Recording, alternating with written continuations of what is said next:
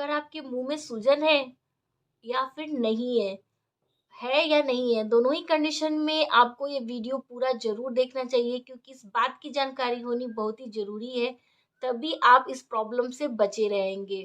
Hello guys, कैसे हैं आप लोग? मैं हूँ डॉक्टर कंचन एंड गाइस इस वीडियो में मैं आप लोग से बात करने वाली हूँ मुंह में सूजन होने के कारण क्या होते हैं एंड क्या ये सीरियस प्रॉब्लम है एंड इसके साथ-साथ अगर आपको इसकी प्रॉब्लम है तो आप इसका घरेलू उपाय क्या कर सकते हैं। अगर आप मेरे चैनल पे नए हैं तो सब्सक्राइब कर लीजिए एंड बेल आइकन को दबाना बिल्कुल भी मत भूलिए ताकि मेरे वीडियो के हर लेटेस्ट इन्फॉर्मेशन सबसे पहले आपको मिलती रहे। तो चलिए फिर वीडियो स्टार्ट करते हैं।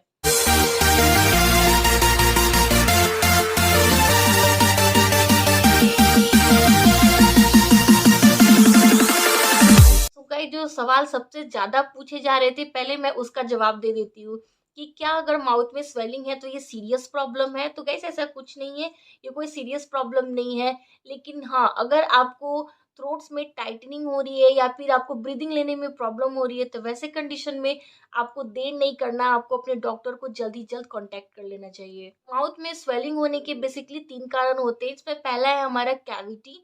अगर हमारे टूथ्स में कैविटी हो जाती है, जैसे मैंने आपको बहुत सारे वीडियो में समझाया है कि जो हमारे टूथ्स होते हैं उनके 3 लेयर होते हैं, इनामेल, डेंटिन एंड पल्प। यहाँ हम इमेज में समझ सकते हैं। जब ऊपर के 2 लेयर यानी कि इनामेल में अगर कैविटी होती है तो हमें कोई प्रॉब्लम्स क्रिएट नहीं करता है। जब हमारी कैविटी डेंटिन तक पहुंच जाती है यानी कि दांतों की सड़न, तो हमें सेंसिटिविटी की प्रॉब्लम होने लगती है। अगर वही सड़न हमारे पल्प तक पहुंच जाए तो हमारे टूथ्स में पेन होने लगता है, क्योंकि नसें होती है उसमें हमारा इन्फेक्शन इन्वॉल्व हो जाता है, जिसकी वजह से जो सड़न है वो दांत की जड़ यानी कि नीचे तक पहुंच जाती है पेरियापाइकल रीजन पे। एंड जब वो पेरियापाइकल रीजन पे हो जाती है तो वहां जाके वो पस फॉर्मेशन करने लगता है। एंड गाइस जब वो पस फॉर्मेशन करता है और जब पस निकल नहीं पाता है तो हमारे माउथ में सूजन होने लगती है। इसे गाइस पेरी अपाइकल एब्सेस भी कहते हैं। सेकेंड रीजन होता है पेरिकोरोनाइटिस, यानी कि अगर आपके दांत सड़े भी नहीं है फिर भी आपके माउथ में सूजन हो जाता है। गाइस वो कैसे हो जाता है? जो हमारा विजडम टूथ है यानी कि अकल के दांत जो होते हैं, जो हमारे सबसे पीछे के दांत होते हैं उसे अकल के दांत कहते हैं। एंड जब ये निकलता है तो समटाइम्स क्या होता है कि हमारे माउथ में स्पेस नहीं होता है, तो स्पेस नहीं होने की वजह से ये टूथ निकल नहीं पाता है। बट ये निकलने के लिए जो हमारे मसूड़े होते हैं उस पर प्रेशर लगाता है, यानी कि वो प्रेशर जो है हमारे माउथ में सूजन को क्रिएट करता है। एंड वहां पर फूड लॉजमेंट या इन्फेक्शन होने की वजह से स्वेलिंग हो जाती है। रीजन है मम्प्स हो जाने की वजह से। मम्प्स बेसिकली गाइस होता है क्या है कि जो हमारे माउथ में सैलिवरी ग्लैंड होती है, यानी कि जिससे हमारा सलाइवा सिक्रीट होता है, यानी कि लार जो होती है हमारे माउथ में जिससे बनती है जिस ग्लैंड से, उसमें इन्फेक्शन हो जाने की वजह से माउथ में भी सूजन आ जाती है। बात करते हैं इन सबके ट्रीटमेंट के बारे में, तो जो हमारा घरेलू ट्रीटमेंट आता है वो है कि आप गर्म पानी में नमक डाल के गार्गल कर सकते हैं। एंड आपको कोल्ड कंप्रेस ट्रीटमेंट आप ले सकते हैं, यानी कि आइस क्यूब लेकर कपड़े में बांधकर आप उसे सिकाई कर सकते हैं।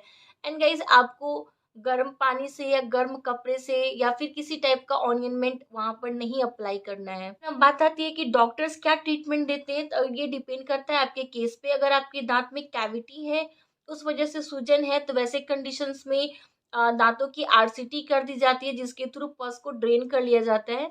एंड गाइस अगर आपके जो टूथ है वो आरएस है यानी कि सिर्फ रूट स्टम्प बचा हुआ है, तो उस वो आरसीटी नहीं कर सकते, तो उस कंडीशन में एक्सट्रैक्शन किया जाता है।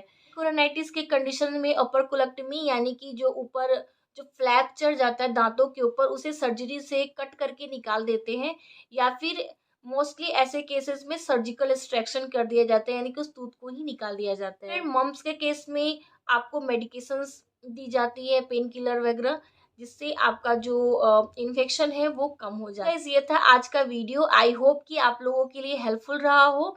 अगर हेल्पफुल रहा हो तो लाइक देना मत भूलिए एंड अपने फैमिली फ्रेंड्स को भी शेयर करिए। तब तक के लिए be healthy and be happy. Bye bye.